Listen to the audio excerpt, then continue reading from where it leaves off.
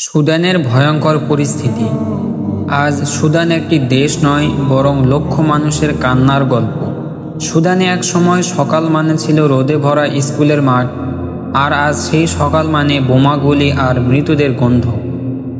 এই ভিডিওতে আমরা দেখব কিভাবে সুদান আজ ভয়ঙ্কর এক মানবিক বিপর্যয়ের মধ্যে ডুবে আছে। একজন মা কিভাবে নিজের সন্তানকে বাঁচানোর জন্য কতই না চেষ্টা করতেছে। একজন শিশুর চোখে আজ যুদ্ধ মানে কি তা বোঝা যাচ্ছে, এবং কেন এই যুদ্ধের শেষ দেখা যাচ্ছে না। কখনো সুদান ছিল আফ্রিকার এক সম্ভাবনাময় দেশ। নাইল নদীর তীরে গড়ে উঠেছিল জীবন। মানুষ ছিল সহজ সরল, কৃষিতে, ব্যবসায় ও শিক্ষায় এগোচ্ছিল ধীরে ধীরে।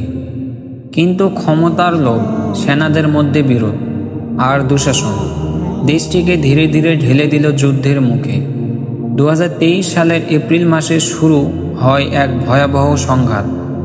দুই শক্তি, সুদানের সেনাবাহিনী এসএফ আর আধা সামরিক বাহিনী রিপাইড সাপোর্ট ফোর্স RSF একই দেশের মাটিতে একই মানুষের বিরুদ্ধে যুদ্ধ শুরু করে দেয়। শুরুতে মানুষ ভাবল হয়তো কয়েকদিনের মধ্যে শান্তি ফিরবে, কিন্তু দিন গেল, মাস গেল, বছর পেরিয়ে গেল। শান্তি নয়, বরং প্রতিদিনই মৃত্যু আরও কাছে আসতে লাগলো। কল্পনা করো, তোমার ঘুম ভাঙছে বোমার শব্দে, বাইরে কালো ধোঁয়া, চারপাশে ধ্বংসস্তূপ।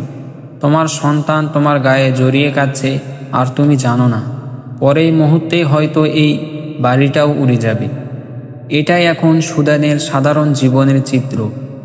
খার্তুম, আল-ফাশের, দারফুন, যেখানেই তাকাও শুধু ধ্বংস। মানুষ পালাচ্ছে, কিন্তু কোথায় যাবে? প্রতিটি রাস্তায় মৃতদেহ, প্রতিটি ঘরে কান্নার ধ্বনি। একজন মায়ের কথা বলা হয়, আমি আমার 2 ছেলেকে কোলে নিয়ে দৌড়াচ্ছিলাম। হঠাৎ বোমা পড়ল পাশে। আমার বড় ছেলে আমার কোলে মারা গেল। আমি আরেক হাতে ছোট ছেলেকে নিয়ে দৌড়াতে থাকলাম। এমন গল্প হাজারো প্রতিদিন নতুন হয়ে জন্ম নিচ্ছে। প্রায় 1,30,00,000-এরও বেশি মানুষ আজ গৃহহীন। খাবার নেই, পানি নেই, চিকিৎসা নেই। জাতিসংঘ বলছে বিশ্বের সবচেয়ে ভয়াবহ মানবিক সংকটগুলোর একটি হচ্ছে সুদান। 2025 সালের অক্টোবরের শেষ দিকে আল-ফাশার নামের এক শহরে ঘটে যায় এক বিভীষিকাময় ঘটনা। রিপাইড সাপোর্ট ফোর্স শহরটিকে ঘিরে ফেলে প্রায় 8 মাস ধরে। অবশেষে তারা প্রবেশ করে, আর শুরু হয় নির্মম হত্যাকাণ্ড।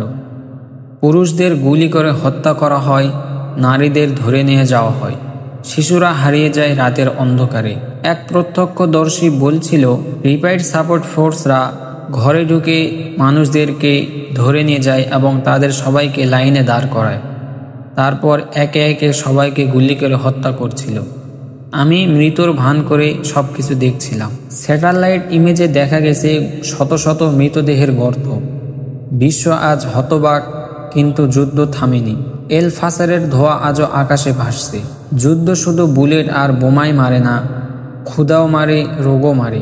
সুদানও হাজার হাজার পরিবার আজ দিন পার করছে এক মুঠো খাবার ছাড়াই। শিশুরা পুষ্টিহীনতায় মারা যাচ্ছে। হাসপাতালগুলো ধ্বংস, ডাক্তাররা পালিয়ে গেছে। এক নারী আশ্রয় কেন্দ্রে বসে বলছিল, আমি জানি না আগামীকাল আমার সন্তানদের কি খাওয়াবো, কিন্তু আমি প্রার্থনা করি যেন তারা অন্তত শান্তিতে ঘুমাতে পারে। রাস্তায় মৃতদেহ পড়ে থাকে দিনের পর দিন, কেউ তুলে নেয় না, কারণ যারা তুলতে যায় তাদের উপরও গুলি ছোড়া হয়। এই হলো এখনকার সুদান, একটা দেশ যেখানে মৃত্যুই নিত্যসঙ্গী। বিশ্ব কি জানে না এই কষ্টের কথা? জানে, কিন্তু নীরব। জাতিসংঘ, ইউরোপ, আরব দেশগুলো সবাই শান্তির আহ্বান জানায়, কিন্তু বাস্তবে খুব কম কিছুই ঘটে।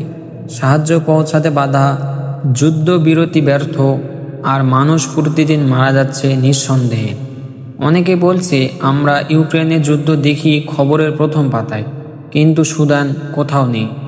এ যেন এক ভুলে যাওয়া যুদ্ধ, যেখানে রক্ত শুকিয়ে যায় কিন্তু চোখের পানি থামে না। তবুও কিছু মানুষ আছে যারা লড়ছে যুদ্ধের জন্য নয়, বাঁচার জন্য। কিছু তরুণ চিকিৎসক, কিছু স্বেচ্ছাসেবক, তারা ধ্বংসস্তূপের ভিতর থেকে মানুষকে টেনে টেনে বের করছে। এক ফোঁটা পানি, এক টুকরো রুটি পৌঁছে দিচ্ছে সবার কাছে। তারা বলে, আমরা হয়তো পুরো দেশ বদলাতে পারবো না, কিন্তু অন্তত একটি প্রাণ বাঁচাতে চাই। এই মানুষগুলোর ভিতরেই বেঁচে আছে সুদানের আত্মা। এই আশায় হয়তো একদিন যুদ্ধের অন্ধকার ভেদ করবে। আজ তুমি এই গল্প শুনলে হয়তো শুধু একটি দেশের যুদ্ধে শুনলে মনে হলো, কিন্তু আসলে এটা আমাদের সবার গল্প। যখন কোথাও একজন মা সন্তান হারায়, তখন পৃথিবীর প্রতিটি মায়ের বুক কেঁপে ওঠে। যখন কোনো শিশু ক্ষুধায় কাঁদে, তখন মানবতা লজ্জিত হয়।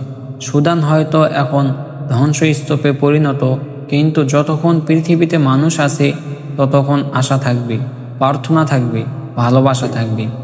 প্রার্থনা করি একদিন সুদানের আকাশে আবার হাসির শব্দ উঠুক, শিশুরা আবার স্কুলে যাক, আর মানুষ আবার বলুক, আমরা বেঁচে আছি, আমরা জিতেছি।